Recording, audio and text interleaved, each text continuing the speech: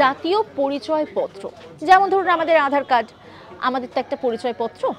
কিন্তু এই যে পরিচয়পত্র, বাইরে যে কোনো জায়গায় গেলেই আমরা দেখাই এটা পরিচয়পত্র, সেই পরিচয়পত্র এলো কিভাবে, কার হাতে ধরে, কোন জায়গা থেকে জানেন? এই পরিচয়পত্রের আবির্ভাব প্রথম ঘটেছিল ফ্রান্সে। নেপোলিয়ন ফ্রান্সের সরকারকে একবার ঘোল খাওয়াবার চেষ্টা করেছিলেন।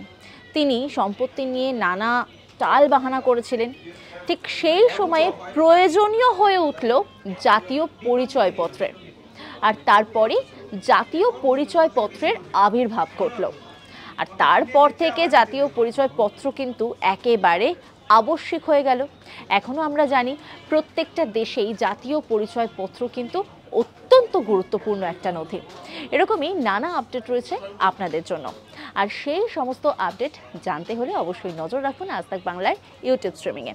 পাশাপাশি আর কোন ধরনের আপডেট আপনারা জানতে চান তা কিন্তু অবশ্যই জানান কমেন্ট বক্সের মাধ্যমে। নজর রাখুন আজ তাক বাংলার ইউটিউব স্ট্রিমিংয়ে।